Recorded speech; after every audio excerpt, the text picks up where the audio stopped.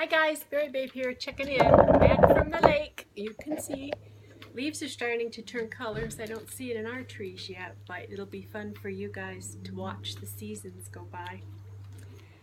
I was up this morning. I'm still 143 point something. Um, and I'm feeling, I got this little pooch that hangs over my waist, and I'm not wearing a garment today, so I'm just really feeling that. I pushed the carbs yesterday. I pushed the carbs the day before that. I really pushed the carbs yesterday.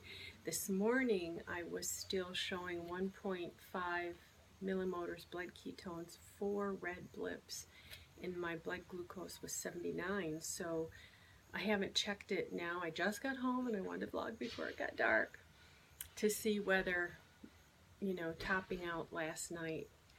What I did notice was that my TMI ready, my bowels are definitely going through changes. Because of my surgery, I historically malabsorbed carbs and not simple carbs, but whole grain carbs and fats. And when I started the keto, I really wasn't having trouble with my bowels. And I thought, whoa, in fact, there were even a couple days in there that I didn't go, and then I was having nice, healthy size. Well, as my carbs have crept up and I've been able to increase the fat, I'm starting to have things going through much faster. And that can get complicated depending where you are when it's time for it to come through. So that may be one of the benefits of keto. I need to back off, really back off on the carbs, even if I can handle them. And it occurred to me, I mean, why can I eat this many carbs and not lose ketosis? This doesn't make sense. I was diabetic. I've been overweight. However, I started paying attention to some of the things, to some of the different broadcasts and that sort of thing. And once you reach a normal weight, a lot of things, including your hormones, normalize. So it's pretty exciting to think that perhaps I've normalized some with the insulin and maybe the leptin. I don't know. I do know though that today I was much more carb focused after having more carbs, and I'm not doing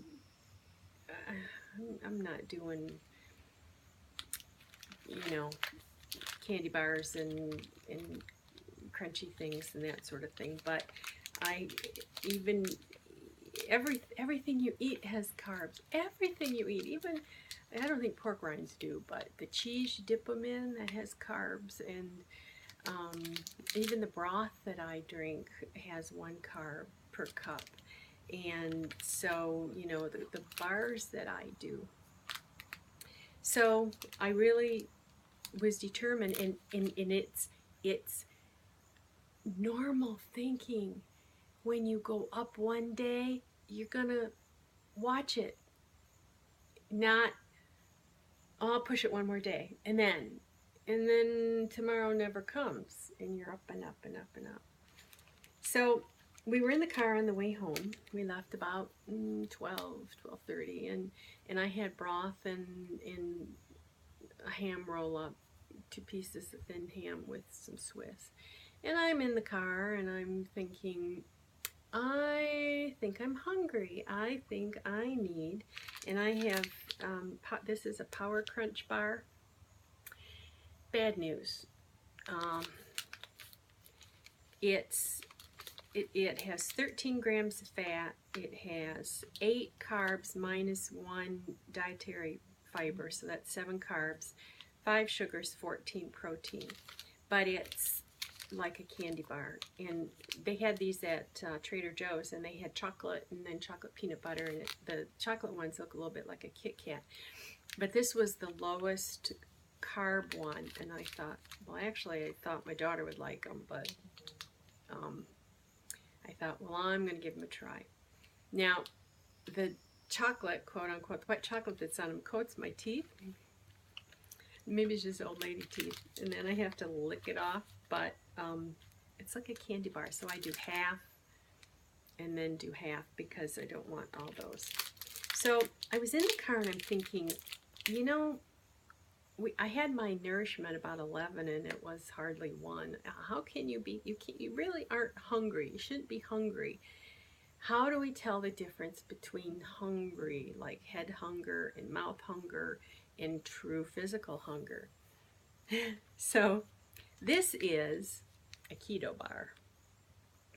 And I sent away for these. Now this is shrink wrapped. This one is in a nice loose paper container, but it will melt. The stuff on it will melt. But this one is shrink wrapped because there's so much coconut oil and stuff in it. It has coconut, eggs, baker's chocolate, whey protein, heavy cream, butter, vanilla extract, potassium sorbate, salt, stevia. And they've shrink wrapped it so that, you know, so that if it melts, it's not going anywhere. Okay? And it looks, I don't know, it's got this big heavy plastic on it. And I said, okay, here's the deal. You think you're hungry and you think you need to eat Power Crunch. If you're truly hungry, then you can have a keto bar. This has 2 net carbs. This has 7 net carbs. I decided I wasn't hungry. But the in-between thing of that, what I ended up eating an hour and a half, 2 hours later, was this is my old standby chocolate brownie Quest bar. Because I can do a quarter of this or a half of this. It doesn't set up that, give me more, give me more. It's solid enough that it gives me something to feel in my pouch or my stomach. And so I ended up going back to the old standby, which in my brain is giving me nourishment. There's some satisfaction with chewing, but it isn't like, good. This one's, good. This one, I don't know yet. But the way they're wrapped, they're good to throw in the bottom of the cooler along with the Baby Bell cheese. You know, they'll survive if the ice melts and things get flooded. So, in Bad Axe, they have 2 thrift shops, and I went to both. I got 2 items at each one. And then I went to the one in Carroll on the way home, and there was nothing. Everything was too big. That's a first. I found some things that might have worked. Too big, too big, too big. So I was really kind of bummed. So we were coming through Frankenmuth, I thought, which is that Bavarian inn. It's a nice little town. It's very touristy. So I did thrift shops in Frankenmuth, and there was one, and I've been by it a lot of times, but it calls it a resale shop, and I don't like consignment shops because I don't want to go in there. I went into a consignment shop. I paid $19 for a denim coat once. It was a very nice jacket. It was very nice, but when I go into a thrift shop, $20 isn't what I'm looking to spend. This is a church run, and they have 6 or 7 or 8 churches that feed into it. They have a team of ladies that freshens the clothes. They're all pressed. They're, you know, hosed down. I don't know if they actually wash them, but they weed out. You know, at Goodwill you get everything. Even the ones with the holes in them and the ragged bottoms and stuff. And these were nice clothes. And my God, a blouse, $1.50. They had a leather coat, $15. It was a red leather coat, and it fit me wonderfully. But with my hair, and I don't really like to wear leather. I like to own leather, but I don't like to wear leather. It's cold in the winter. But it reminded me of my mother-in-law too, who's not with us any longer, but she had a long red coat. Red was her color. So I didn't buy the coat, but I bought some other things.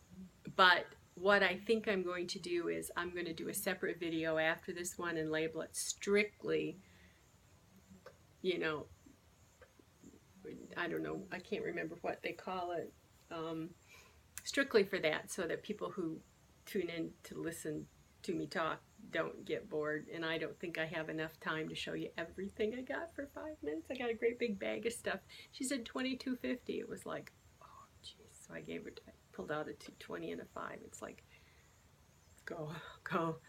So this place, the outlet mall where I go is 20 minutes away, and Frankenmuth's about 15 minutes beyond that. So you bet twice a month I'll be heading up here.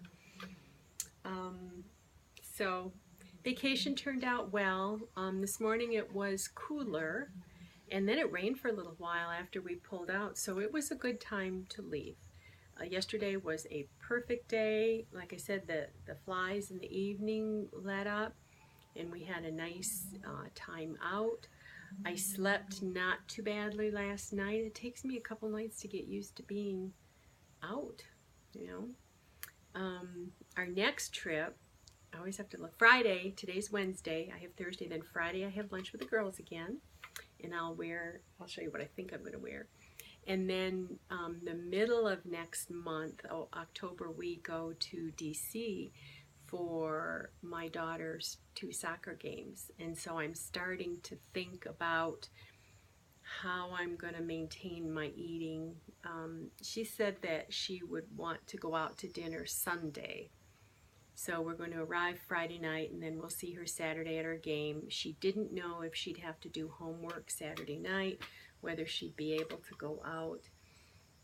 My husband really wasn't interested in doing any DC thing like a river cruise, and I don't really want to do a dinner on the river because you know how I feel about junket food.